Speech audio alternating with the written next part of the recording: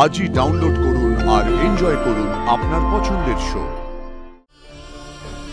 বাহ, খুন করে বাড়ির পেছনে লাশ ফেলে রেখে এখানে পিকনিক চলছে। তুমি তো আমাকে এত কিছু দিয়েছো মা, তুমি তুমি আবার আমাকে নতুন করে কি দেবে গো? এই অয়ন্তিকা, খুব সাবধান কিন্তু, তোমারটা কিন্তু তোমাকেই বুঝে নিতে হবে এবার। সুপায়নও নেই তোমার সাথে, এটা মনে রেখো। অয়ন্তিকা এখন শান্ত থাকো, আমি আছি কি নেই সেটা কিন্তু সময়ই বলবে। এটা ঠিক উপহার নয়, বলতে পারিস এই বাড়ির পরম্পরা। এই বাড়ির বউদেরকে নিজেদেরই ঠিক করে নিতে হয় যে পরবর্তী প্রজন্মের উত্তরসূরি কে হবে।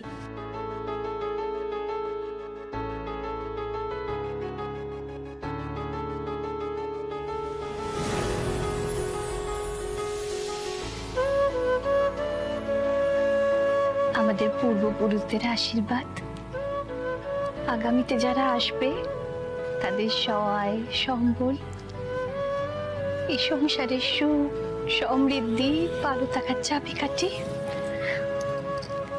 আমি তোর হাতে তুলে দিলাম। মা, আমি এটা জানিস তো, আমাদের বাড়ির বউদেরকে বুঝে নিতে হয় যে আমাদের উত্তরসূরি কে হবে।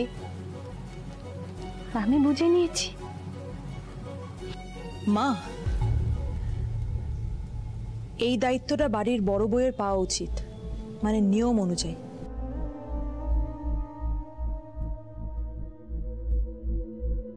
তাই না সুমনাদি?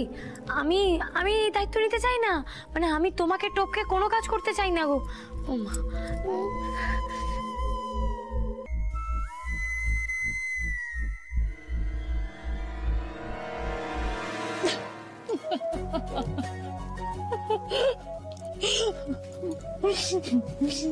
মাগো, তুমি নিয়ম ভেঙে একদম ঠিক করেছো। আনন্দী আমাদের সবাইকে খুব ভালো রাখবে। অনেক ছোটবেলায় মাকে হারিয়েছি শুনে তুমি আমায় বলেছিলে, চিন্তা কি, আমি তো আছি। তুমি তোমার কথা রেখেছো মা, আমি তো তোমাকে পেয়েছি। আমার আর কি চাই বলো? আমার সব পাওয়া হয়ে গেছে। শুধু ওরা নয় আনন্দী, আমিও বুঝলাম কিছু নিয়ম ভাঙাটা খুব জরুরি।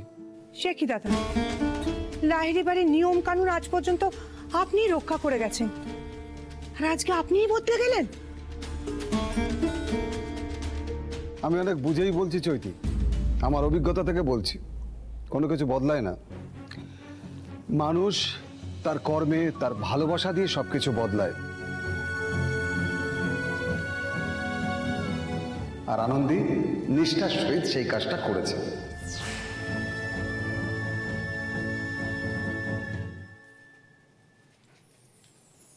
থাক মা, থাক থাক থাক, তুমি পারবে আনন্দী, তুমিই পারবে। আমি জানি আমার একটু বুঝতে দেরি হয়ে গেছে, কিন্তু যেটা বুঝেছি সেটা ভুল ছিল না। দায়িত্ব যা নেওয়ার নাও, অসুবিধা কিছু নেই, কিন্তু পরীক্ষায় যদি সেকেন্ড হও না, তাহলে কিন্তু আমি এই তোমাদের মা মেয়ে কাউকে ছাড়বো না, এই বলে দিলাম।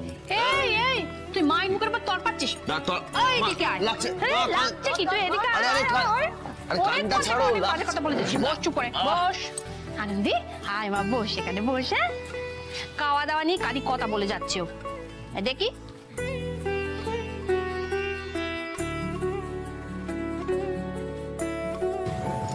আমাকে একটু খাই দেবে না?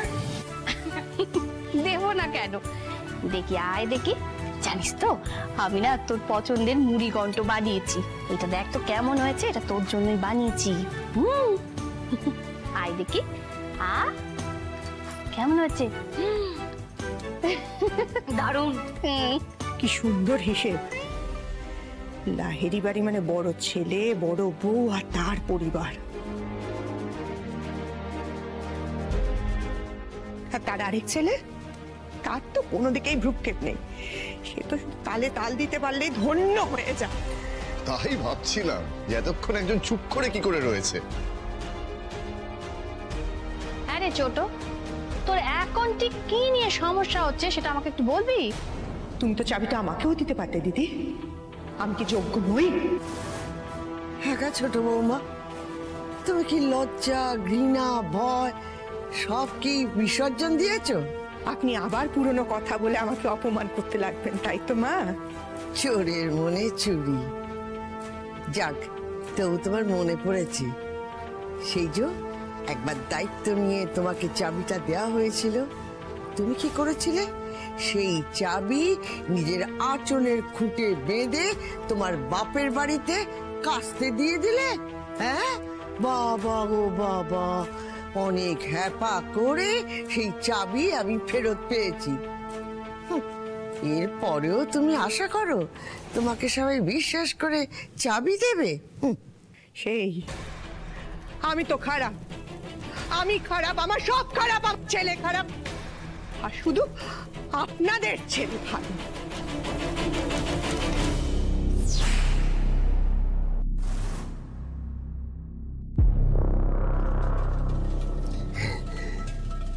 কষ্ট হচ্ছে না মা? কষ্ট, হ্যাঁ, কষ্ট হওয়াই তো স্বাভাবিক। কথায় আছে না, কারোর পৌষ মাস তো কারোর সর্বনাশ।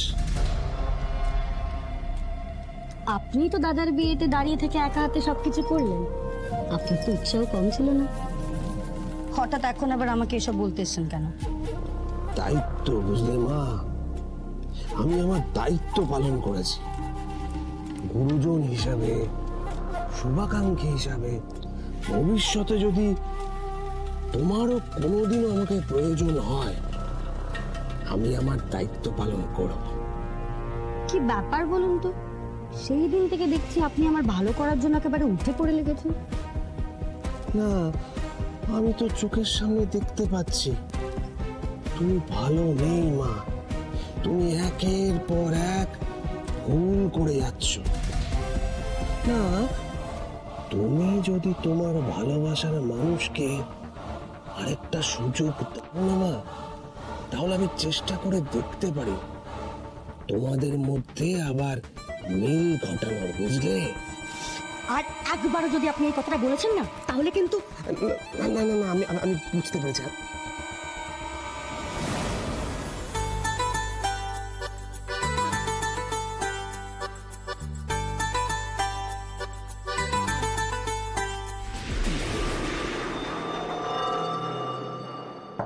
বলির আগে যেমন পাঁঠাকে পেট ভরে খাওয়ানো হয়, তেমনই খেয়ে নাও শালাবাবু।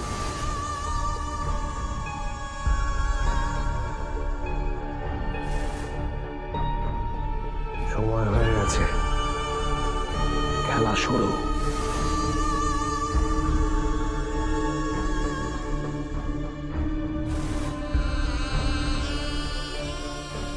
বাহ, খুন করে বাড়ির পেছনে লাশ ফেলে রেখে এখানে পিকনিক চলছে।